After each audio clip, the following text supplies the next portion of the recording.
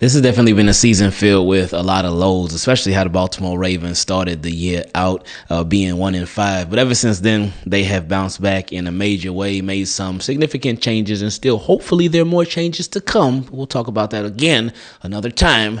But anyway, there are a lot of positives from this year as well. And one of the brightest positives from this Baltimore Ravens team has been cornerback Chidobe Awuzie. Chidobe Awuzie was signed this offseason, and I feel like he was just a very underrated signing. He dealt with injuries last year with the Tennessee Titans and is still getting paid a significant portion of his salary from them. So that's why the Baltimore Ravens got him so cheap. And it has certainly worked out well with Chidobe Awuzie. So many times we hear about, of course, Nate Wiggins and, of course, Marlon Humphrey, Kyle Hamilton doing every and anything. But Chidobe Awuzie has been sort of this silent hero for the Baltimore Ravens this season. He has provided a level of consistency. He's been a really, really good player in their secondary. Has he missed some plays? Certainly. Has he got beaten a few times? Why, definitely. But he has been very, very good overall this year for our Baltimore Ravens. And of course, this game against the Cleveland Browns, there were so many times where I said, oh man, 3-on-3, and R3 won. And that was, of course, Chidobe Awuzie when he was covering Jerry Jeudy. But obviously, there was that play at the very end of the game. Ooh, whoa, boy, that was a scary play where Shedeur Sanders put it up, but Chidobe Awuzie ripped it out and put it down and forced that incompletion. But it's been nice to see just how well he's fit in with the Baltimore Ravens and just how well of a player he's shown he can continue to be for this team. Speaking of positives, it feels like it hasn't been many positive things to say about this Baltimore Ravens offense when you just look at the box score of these last two games, because you see how they struggled against the Cleveland Browns. You saw how they were fighting against the Minnesota Vikings. But if you actually watch the games closely, there are some significant, great things to take away from those two games, even though I know it sounds crazy, especially after that last one. But in the Vikings game, we saw the adjustments. Vikings took away the deep ball. They took away any kill shots that the Baltimore Ravens can do. What did they follow up with? The short passing game, the quick passing game, and that was amazing to see. And then in this Browns game, with just the continued evolution of the pole push, the different variations of it. But you know what? I tried to explain it as best as I could, how the Baltimore Ravens just seem to be still growing on offense, even with the struggles. But let somebody else explain it a lot better than I could. I stumbled upon this on Twitter. This account is Film Watchers 1 on Twitter. And listen to how he breaks it down. The Mark Andrews fake tush push for a 35-yard touchdown was probably one of the play calls of the year, in my opinion. It was. And it's because the Ravens knew what they had shown on film. Because throughout the prior few weeks, you'd see Mark Andrews come out under center. You got Patrick Ricard behind him, Derrick Henry behind him, Lamar Jackson basically playing tailback. And you notice it was always in those short yardage situations. It's standard tush push. They'd push him forward, and they'd get the first down on short yardage situations. Right. But then last week, they showed for the first time the toss to Lamar Jackson. So you come out with Mark Andrews under center. You got Derrick Henry just behind him, and then Lamar Jackson out of the tailback, but he's just going to take the toss. They had never run that before, but this time it works out for the first down. So you already know that when they played the Browns were going to be game planning against that tush push, and they were especially going to be game planning against that toss to Lamar that they had just seen the prior week. So you know that when you come out on those short yardage situations with Mark Andrews under center, Patrick Ricard and Derrick Henry just behind him, Lamar Jackson playing tailback, and Mark Andrews, as he takes the snap, turns left, and then Lamar Jackson sprints out, that's going to hold some defenders. And in fact, it holds three of them. Three defenders are entirely taken out of the play because Lamar Jackson had that fake toss that they had shown last week. So then on top of it, you get incredible blocking from the right side of the offensive line. They first take their first step with all of their right feet, completely seal, just make a wall on that right side. It's crazy to hear about all offensive line. He's blocking out, lead blocking. No one's stopping big Patrick Ricard. And then Mark Andrews is off to the races. 35-yard touchdown because the Ravens knew what they had shown on film. It knew exactly what the Browns were going to be game planning against, so they completely countered it. And again, shout out to Film Watchers 1. Y'all follow them on Twitter and YouTube. But I absolutely love there was so many different layers of how that play was successful. Obviously, in the Browns game, with how he talked about Mark Andrews started off to the left, but then with Lamar Jackson and Derrick Henry, they had some of their best players on the field for a fourth down play, and that's something that had been an issue even from last year. But they had Lamar Jackson and Derrick Henry in the backfield on that play, and Mark Andrews started to the left, and Lamar Jackson and Derrick Henry, they started to the left too.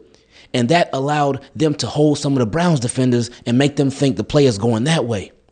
But then Mark Andrews obviously pulled it to the right, and he was off. But even we know football is only 20% physical. The rest of it, the 80%, is mental. And this is what I absolutely loved about what he said. How the Baltimore Ravens, they knew that they had shown the previous variations of the pole push on film. They knew that. They know the Browns knew that. So they figured the Browns would be expecting either Mark Andrews going to line it up and try to get pushed for that 4th and 1, or they're going to be preparing for Lamar Jackson to get the ball like he did last week in that Vikings game. Because, I mean, after all, it's 4th down. Why wouldn't the ball be in the hands of your best offensive player? Well, actually, your best player on the team and the best player in the world, but your best player on offense. So the Baltimore Ravens, they used the mental game to their advantage and took advantage of the Browns. Now we have my favorite part of the videos where we feature your questions. Let's get straight into it because we got a lot. First question came from Joel. He said, what's up, Ingraven? What's up, Joel, or is it Joel? Which one? Let me know. But anyway, he said, hope the fam is doing well, and we appreciate your consistent coverage of all guys. No, I appreciate y'all supporting and being here because none of this happens without y'all. So just remember that. He said, we came out of the sunken place, man. I remember Lamar after 0-2 last year said folks was out here on suicide watch last year. It was much worse after that Texans game. The offense has struggled through, though, since the Miami game, but we know they will bounce back. Yeah, and this is a perfect weekend to have a bounce back game, especially if against a bad Jets team. Like, just go crazy on them. Like, everybody expects you to go crazy, but go crazy on them so we could just have that fun again for a Ravens game. And I mean, last week was fun, but we just want a stress-free game to where the Ravens, they beat up on somebody and we can all breathe and take a deep sigh. Anyway, he said, the defense was the unit that we needed to see improve, but now our big weakness is the offensive line. Do you think Fallala is as bad as his worst plays, which are like half of them, and can we win a Super Bowl if the offense gets rolling? So a little two-part question right there. So is Fallala as bad as his worst plays? With Fallala, he's very tough to defend. He is. He's very, very tough to defend because you will see like little clips here and there of big plays where he will give them up. And then you'll see like breakdowns of film with Fallala, and it'll be like, oof, man. Like it shows in highlight plays, it shows in low light plays, it shows in film, and it's tough. But again, we got to remember that Fallala is an experiment. He's an experiment at guard, and the Ravens are rolling with it. But it's been rough, man. It's been really, really rough. Now, the second part, he said, can we win a Super Bowl if the offense gets rolling? I do think so. But the defense, they got to stay on the course, too. And, of course, if you're going to get to the Super Bowl in the playoffs and the regular season, too, the competition is going to get tougher. So it's important that the defense continues to do what they've been doing. In the offense, they put out a lot better showings, and they finish. Because with the Ravens' offense, the problem hasn't really been moving the ball. The problem has been once they get to that red zone, once they get to the 10-yard line, that's when everything just falls apart. They just don't know what to do, and they struggle heavily there. A big part of that is because of that offensive line, like you mentioned. He said, if the Chiefs miss the playoffs to get the 7th seed, it's truly wide open. Also, will this line get good enough for us to go all the way? Oof, time will tell. Next question came from my guy Spencer. He said, Awuzie has been playing really good lately. Could we see more of him? Oh, yeah, for sure. You're going to continue to see Chidobe Awuzie. Because, again, like we mentioned earlier, we got Nate Wiggins, Marlon Humphrey. He might be back this week, or maybe he might just not be back this week. It's no rush because you're playing the Jets, and the Jets are a much less team than the Browns. Ravens still can't sleep on nobody, but, yeah, you know. So I would expect Chidobe Awuzie to continue to be out there a lot. He's somebody that can play corner, somebody that can play safety, somebody who could do a little bit of everything for the Baltimore Ravens. And like we mentioned earlier, he's been playing well, so why not? Is this what overrated looks like? What's up, Ingraven and Team Keep It Clean? Lamar might not say nothing, but we got his back. Calling Lamar Jackson overrated is a headline that completely ignores historical context and measurable elite performance. The argument seems to boil down to one thing, a lack of Super Bowl ring, and dismisses a career regular season that is historically unmatched. The idea that Lamar Jackson's production is overinflated is absolutely crazy when he is setting benchmarks no other quarterback in NFL history has reached. Number one, he has surpassed Aaron Rodgers to own the highest regular season career passer rating in NFL history. This is passing metrics, silencing the running back narrative. Number two, his career winning percentage against NFC opponents stands alone at the top, currently at 89%. Number three, he just set the NFL record last season for his 7th consecutive season with at least 600 rushing yards. This demonstrates an unprecedented level of dual threat dominance and durability. He's on pace to easily break 600 yards by the end of the year, extending his own all-time record to 8 consecutive seasons. The fact that he continues to produce at this historical level while evolving as a passer with a career best completion percentage this season shows he is a dynamic generational player, not a flash in the pan. In a league that would kill to have a quarterback like him, focusing on a player's age 28 playoff record to call a 2-time MVP overrated is an exercise in seeing clicks, not facts. When you set multiple all-time NFL records and lead the league in elite measurable metrics, you are the definition of elite, not overrated. Oh boy, you killed that. I got no response to that, but just bravo. You nailed it. He said, I'm sorry about the long rant, but I'm so tired of Lamar getting this treatment. Do you think he has done enough to cement a gold jacket already? Or does he have to win a Super Bowl to cement his gold jacket? What are your thoughts? Yeah, Lamar Jackson has had an excellent career, but a Super Bowl, that would be the icing on top. And you know what, Lamar, you ain't got to stop at one. You ain't got to. You want to go for 2, go for 3, go for 4. With the Ravens, of course. Don't leave us, my friend. 5-game win streak. Let's keep it up. Next question came from my guy Ayser. He said, what's up, Ingraven? Coming to you right after the game ends because I got some thoughts. This win honestly impressed me the most. Why? Because this was an ugly win. And honestly, every good team needs some of those nasty, grindy, heavy collision, multiple turnover wins, especially because more than likely this is how the game versus Pittsburgh is going to go. This is the first time since 2020, I think, where we swept the Browns. Good for us keeping pace with Pittsburgh. Now, for them questions, the O-line play was like a security at a young boy concert. Do you think it'll be enough to finally force Harbaugh to make a change? He should. It should have already been enough. It's already been enough to not to force him to make a change. He ain't made no changes yet, but it should definitely happen. It should have happened already by now. Will it? Hopefully. One thing that I will say, Ken McCusick, shout out to Film Study Ravens, something that I saw he pointed out is that even though Harbaugh did say, no, we're not going to make any changes, he could potentially still make changes, but we wouldn't find out until later on, like right before a game. Or if they did like a rotation like they've done in recent years where they've started rotating people on the offensive line. So I said, okay, that's something to think about. So hopefully that does end up going down. Anyway, he said, Keaton Mitchell had a solid game despite his drop pass for a pick 6. He had 6 carries for 31 yards, and honestly, it looked like he almost outsnapped Henry.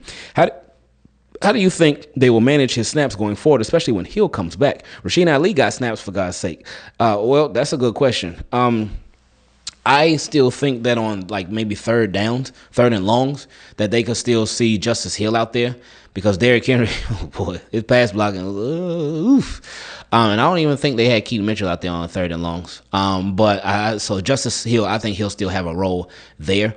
But yeah, I think they should still continue to give him more runs too. He said, and last, that defense. Oh man, it's beautiful, honestly. Yes, it's the Browns. Yes, they were missing their best tackle, but we were able to bring consistent pressure and make both Gabriel and Sanders feel the heat. Do you think this is a false improvement like last year, or has Zach Orr realized he has talent on his roster and finally started calling the right defenses? I'm guessing no, because I still see Mike Green in coverage. I gave Zach Orr his credit. I give Zach Orr his credit for this turnaround with the defense. I do, and I said it before. I get why what people will see from last year to where it was fool's gold. It wasn't real because the competition dropped. But this year we had went against worse competition and bad competition, and again they hung up 44 on us. And we talked about this in the post game thoughts video. To where you look at the Bills. The Bills could be so up and down when it comes to their offense. The Dolphins, they another one too. They threw 4 touchdowns the week before, and then against us, they threw none. And then you look at the Rams. Even without Puka, Matt Stafford, that boy is elite. He is one of them guys, man. And to hold them to 17 points. So it's like they're real. We obviously want to see consistency, especially as we continue to go week after week after week. But I will say it's been a significant improvement because we have seen the same defense be much worse. The same defense with even more players available be 10 times worse. So there have been significant improvements with this defense, I'll say. He said also, last thing, how do you manage to keep so positive on the Ravens, man? Anytime I'm watching the live stream, you calm mostly and collected. I think some of the negative Nancy's we have in the live could take a lesson or two from you. Cause we just be chilling, man. We just be enjoying the game. I get why people get super upset over different things, and hey, I'm right there with you. We all express ourselves in different ways, and it's okay. It's all right as long as you ain't disrespecting nobody. That's the biggest thing I care about. But I mean, I think it's because we just seen it all from this Ravens team. We've seen it all. So we have fun in the great moments. We have a lot of fun in the bad moments. Yeah, they frustrating. But just everybody expresses themselves differently. That's the best way I can answer that. And he said, so just like the hype around Shedeur Sanders, I'm out. Next question came from my guy, Jarvo. He said, ugly win. I understand it's a division game, but the way our offense played today, if it was a playoff game, we losing. I can't say that. I can't. Our offense, it was ugly in that Browns game. It did have some bright moments here and there, but overall, it was pretty ugly. But if that's a playoff game, we still winning because we just won. We won it. It ain't like the Ravens lost. They won. They found a way to still win despite the offense not going crazy. Now, I do get what you're saying. If you say, hey, if it's a playoff game, the Ravens, they need to do much better than that. And they do, especially when it comes to finishing drives. But they won. But anyway, he said, defense continues to hold it down. We need that dog at receiver and a better offensive line. Well, that ain't happening this year as far as the offensive line. But anyway, he said, if Cowboys don't re-sign Pickens, we should try to do a deal for him or maybe even Justin Jefferson once out of Minnesota, but we need a receiver that defenses fear. All I got for now, but let's keep the wins rolling, and hopefully we can get a few games ahead of the Steelers because I don't think our last game against them will determine, or he said, I hope our last game against them doesn't determine our playoff hopes. I think it'll certainly have an impact on it. We'll see. But, yeah, we still do got 2 games against them, 2 games against the Bengals as well. So Ravens still got a lot of work to do and hope that the Steelers will fall off. Aaron Rodgers' injury, I know they said he's trying to play against the Bears this weekend, but that injury is something to watch for because that could impact things in a big way. He also said, shout out for that fake tush push play. Love the trickery. Oh, yeah, that was great. The Ravens did their thing on that one. Shout out to Todd Monken. Now, Marlon Humphrey, he said that John Harbaugh was the one that designed that play. So I don't know if it's Harbaugh PR or if it's real, but if it is, hey, credit to Harbaugh for designing an amazing play and the Baltimore Ravens for getting it done, Todd Monken for calling Mark Andrews, and just the whole offense for executing. And shout out to everybody. This question came from my guy, J.O. He said, hey, Ingraven, no question. Just wanted to say I give 3 first-rounders to Cleveland just to get Myles Garrett. Number 1 reason, Lamar's well-being. Number 2, do I need another reason? Y'all seen him, man. Much love to Keep It Clean. Hey, that boy worth it, man. If anybody worth it, Myles Garrett is worth. Oh my god, that man is he is crazy great, man. Like it ain't never gonna happen, but just imagine Myles Garrett on oh my, it would be crazy. Next question came from my guy Aaron. He said, what's up, team? Keep it clean. I got a message for them Chiefs fans. Yeah, take that, Chiefs. Y'all beat my Ravens in week 4, and ever since then, your offense sucks. The Ravens got a hugs blessing from the Chiefs and the Texans after the Rams beat us in week 6. Our defense is now the top half of the league since the last 4 weeks. I know what y'all are thinking, yeah, but that's why context matters more than anything else. We beat the Bears, but they haven't lost any games since that beatdown. We beat the Dolphins so badly that they fired their own GM, and ever since then, they haven't lost. We beat the Vikings when they beat the Lions the week before. The Browns offense or the Browns offensive. This is why context matters more than anything else. Just when Lamar wins the Super Bowl, your boy is out. Oof. All right. Shout out to my guy Aaron. Now, we'll see if Kansas City makes the playoffs. You know, Kansas City, they be having these shaky middle of the season, then all of a sudden they get hot, take off. You know the rest of the story. I wouldn't be mad if they missed the playoffs at all. But Ravens, we can't talk no trash really to the Chiefs because they whooped us. Next question came from my guy Demmond. He said, if they call Lamar Jackson overrated, they need to say the same thing about Josh Allen. Josh never got to a Super Bowl win, and he always loses to Patrick Mahomes in the playoffs. Lamar also has better numbers than Josh Allen. They need to stop the hate that they have against Lamar Jackson, but we all know that it won't, and we all know why. Bingo. He also said, this is my last time talking about this offensive line, because if the Ravens don't care, then why should I? Oof. Hey, that's as real as it could get, man. We're going to still talk about it. I'm sure you're going to bring it up in some more questions in the future, too. But, man, that boy said if the Ravens don't care, why should I? It's a good way to put it. Anyway, he said, I just don't want Lamar to get hurt, but I can see it happening again. Yeah, we would hate that. But it's crazy what they're doing. It's crazy. Like, I know they see it. We know they see it. It's like, how are y'all still allowing this? But anyway, he said, I'm sorry, but I'm getting myself ready for this offseason, and hopefully they focus on the offensive line next year. Well, yeah, they ain't going to have no choice but to, with Tyler Linderbaum and Daniel Fallala being pending free agents. Next question came from my guy, Scott. He said, first things first, keep it clean, and thank you for allowing us to have a voice. Hey, no problem at all. He said, okay, I want to say that the last 2 games, they were ugly wins, but we won, and that's all that matters. Well, that's not all that matters, but that's the most important thing. They got a lot of other stuff that matters too, that is really holding this team back. Anyway, he said, we need to continue with our defense and try to bring back our offense.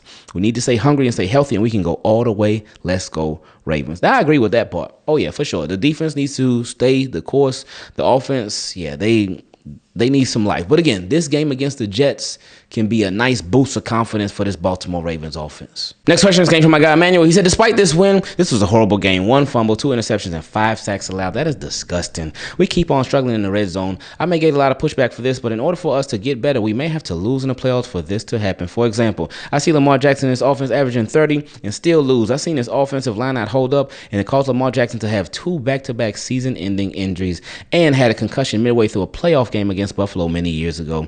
And this season, he missed about a month of football because of injury, and we also lost a bunch of games during the 2021 and 22 season because we keep on going for those 2-point conversions. I've seen Coach Harbaugh give the same exact excuse every time we do not perform up to the expectations. If you were the owner of the Ravens, who do you get rid of and who do you keep on, or who do you keep? Keep on doing what you're doing. I appreciate your work. Oof, this was a powerful one. Now, what I will say, you actually said it, so I ain't even got to say it. You said that in order for us to get better, we may have to lose in the playoffs. They've already lost in the playoffs. And they've had some significant injuries to their quarterback due to the offensive line. Bad play from the offensive line. So nothing has changed to this point. Why should we expect any change to happen now?